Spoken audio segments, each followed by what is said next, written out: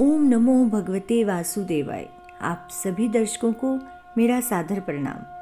सब प्रकार के दुखों का नाश करने वाले तथा सारी सृष्टि की पालना करने वाले श्री गणेश जी, ज्ञान की दाता श्री सरस्वती जी, सब पुराणों के कर्ता श्री व्यास जी और गुरुदेव के चरण कमलों में नमस्कार करके भगवान के श्रद्धा और भक्ति रस में डूबे हुए मैं कार्तिक मास की कथा कहती हूँ।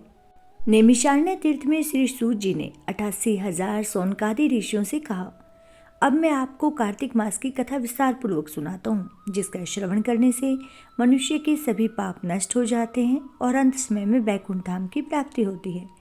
सूत जी ने कहा, श्री कृष्ण जी से अनुमति लेकर देवर्षि नारद के चले जाने के पश्चात सत्यभामा प्रसन्न होकर भगवान कृष्ण से बोली, हे प्रभु, मैं धन्य हुई, मेरा जन्म सफल हुआ। मुझ जैसी त्रिलोक्य सुंदरी के जन्मदाता भी धन्य हैं, जो आपकी 16,000 स्त्रियों के बीच में आपकी परम प्यारी पत्नी बनी। मैंने आपके साथ नारद जी को वह कल्प वृक्ष आदि पुरुष विधि पूर्वक दान में दिया, परंतु वही कल्प वृक्ष मेरे घर लहराया करता है। यह बात मृत्युलोक में किसी स्त्री को ज्ञात नहीं है। हे त्रिलोकीनाथ, मैं आपसे कुछ पूछने की इच्छुक हूँ। आप मुझे कृपा कार्तिक महात्म्य की कथा विस्तार पूर्वक सुनाइए, जिसको सुनकर मेरा हित हो और जिसके करने से कल्प पर्यंत भी आप मुझसे विमुख न हों। सूत जी आगे बोले, सत्यभामा के ऐसे वचन सुनकर श्री कृष्ण ने हंसते हुए सत्यभामा का हाथ पकड़ा और अपने सेवकों को वहीं रुकने के लिए कहकर विलास युक्त अपनी पत्नी को कल्प वृक्ष के नीचे ले गई। फिर हंसकर बोले, हे प्रिय, 16,000 रानियों में से तुम मुझे प्राणों के समान प्यारी हो। तुम्हारे लिए मैंने इंद्र एवं देवताओं से भी विरोध किया था। हे कांते, जो बात तुमने मुझसे पूछी है उसे सुनो। एक दिन मैंने तुम्हारी इच्छा पूर्ति के लिए गरुड़ पर सवार होकर इंद्रलोक जाकर कल्प वृक्ष मांगा। इंद्र द्वारा मना किए जाने पर इंद्र एवं गरुड़ में घोर संग्राम हुआ और गोलोक में भी गरुड़ जी ने गौओं से युद्ध किया। गरुड़ की चोंच की चोट से उनके कान एवं पूंछ कट कर गिरने लगे, जिससे 3 वस्तुएं उत्पन्न हुई। कान से तंबाकू, पूंछ से गोभी और रक्त से मेहंदी बनी। इन तीनों का प्रयोग करने वाले को मोक्ष नहीं मिलता। तब गौओं ने भी क्रोधित होकर गरुड़ पर वार किया, जिससे उसके 3 पंख टूट कर गिर गए। इनके पहले पंख से नीलकंठ, दूसरे से मोर और तीसरे से चकवा चकवी उत्पन्न हुए। हे प्रिय, इन तीनों का दर्शन करने मात्र से ही शुभ फल की प्राप्त हो जाता है। यह सुनकर सत्यभामा ने कहा, हे प्रभु, कृपा मुझे मेरे पूर्व जन्मों के विषय में बताइए कि मैंने पूर्व जन्म में ऐसे कौन कौन से दान, व्रत और जप किए।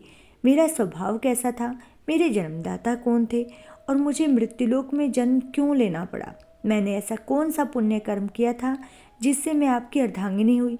श्री कृष्ण ने कहा, हे प्रिय, अब मैं तुम्हारे द्वारा पूर्व जन्म में किए गए पुण्य कर्मों को विस्तार पूर्वक कहता हूँ, उसे सुनो। पूर्व समय में सतयुग के अंत में मायापुरी में अग्नि गोत्र में वेद वेदांत का ज्ञाता देव शर्मा नामक एक ब्राह्मण निवास करता था। वह प्रतिदिन अतिथियों की सेवा, हवन और सूर्य भगवान का पूजन किया करता था। वह सूर्य के समान तेजस्वी था। वृद्धावस्था में उसे गुणवती नामक कन्या की प्राप्ति हुई। उस पुत्रहीन ब्राह्मण ने अपनी कन्या का विवाह अपने ही चंद्र नामक शिष्य के साथ कर दिया। वह चंद्र को अपने पुत्र के समान मानता था और चंद्र भी उसे अपने पिता की भांति सम्मान देता था। एक दिन वे दोनों कुश व समीधा लेने के लिए जंगल में गए। जब वे हिमालय की तलहटी में भ्रमण कर रहे थे, तब उन्हें एक राक्षस आता हुआ दिखाई दिया। उस राक्षस को देखकर भय के कारण उनके अंग स्थिर हो गए और वे वहां से भागने में असमर्थ हो गए। तब उस काल के समान राक्षस ने उन दोनों को मार डाला। चूंकि वे धर्मात्मा थे, इसलिए मेरे पार्षद उन्हें मेरे वैकुंठ धाम में के पास ले आए।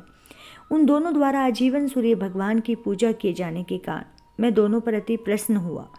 गणेश जी, शिव जी, सूर्य व देवी, इन सब की पूजा करने वाले मनुष्य को स्वर्ग की प्राप्ति होती है। मैं एक होता हुआ भी काल और कर्मों के भेद से 5 प्रकार का होता हूँ। जैसे जैसे एक देवता, पिता, भ्राता आदि नामों से पुकारा जाता है, जब वे दोनों विमान में आरूढ़ होकर सूर्य के समान तेजस्वी रूपमान चंदन की माला धारण किए हुए मेरे भवन में आए, तो वे दिव्य भोगों को भोगने लगे। इसके साथ ही कार्तिक मास महात्म्य का प्रथम अध्याय संपूर्ण होता है। कल हम कार्तिक मास महात्म्य के दूसरे अध्याय की कथा का श्रवण करेंगे, जिसमें हम यह जानेंगे कि जब गुणवती को और उसकी माता को अपने पति व पिता की मृत्यु का समाचार मिला तो गुणवती ने क्या किया तथा सत्यभामा ने ऐसे कौन से पुण्य कर्म किए थे जिनकी वजह से उन्हें श्री कृष्ण की अर्धांगिनी होने का गौरव प्राप्त हुआ।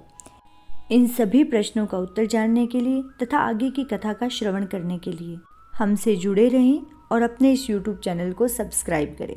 धन्यवाद।